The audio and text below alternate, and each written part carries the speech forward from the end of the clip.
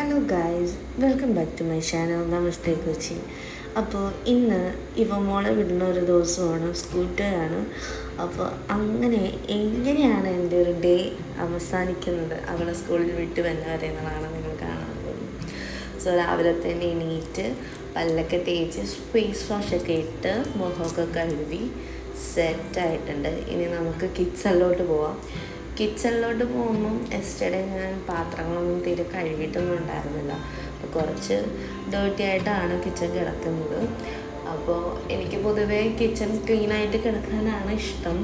But ഇന്നലെ ഞാൻ ഭയങ്കര ടയേർഡായതുകൊണ്ട് മീൻസ് കറികളൊന്നും എടുത്ത് വെക്കാൻ പറ്റാണ്ട് ഇരുന്നിട്ട് അപ്പോൾ അതൊക്കെ ഡിസ്കാർഡ് ചെയ്ത് കളഞ്ഞ് ക്ലീനൊക്കെ ആക്കണതാണ്.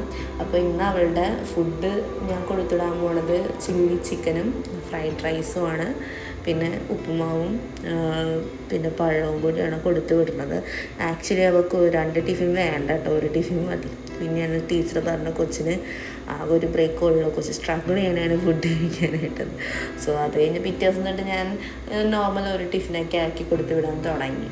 അപ്പം ദിസ് വാസ് ലൈക്ക് എന്താ പറയുക, ഒരു എക്സൈറ്റ്മെൻറ്റിൽ ഒരു നമ്മുടെ കൊച്ച് സ്കൂളിൽ ആദ്യമായിട്ട് പോകുമ്പോൾ നമ്മൾ ചെയ്യുന്ന കാര്യങ്ങളാണ് ഇതൊക്കെ, പൊട്ടിത്തെറികൾ. അപ്പോൾ അതൊക്കെ മനസ്സിലാക്കി തന്നെ ഉള്ളൂ. So I M A new mom. അപ്പോൾ എൻ്റെ കൊച്ച് LKG ഇപ്പോൾ പഠിക്കുന്നത്. ഭയങ്കര മടിച്ചിയാണെങ്കിലും ഷീ ഈസ് വെരി ആക്റ്റീവ്. മാഷാഅല്ലാഹ്, നല്ല പൊന്നു മോനാണ്. എന്ത് പറഞ്ഞാലും കേൾക്കും. അങ്ങനെ ഒരു വാശി എൻ്റെ കുഞ്ഞിനില്ല. ഫുഡ് കഴിക്കാൻ മാത്രമുള്ളൂ വാശി.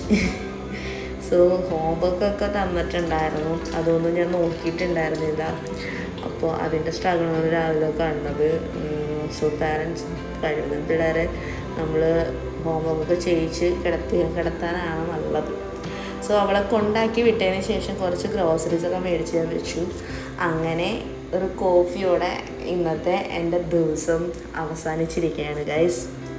നോട്ട് ദ പോയിൻറ്റ്, മോളെ കൊണ്ടാക്കി വിട്ടിട്ടുള്ള ഒരു പത്രപ്പാട് അവസാനിച്ചിരിക്കുകയാണ്.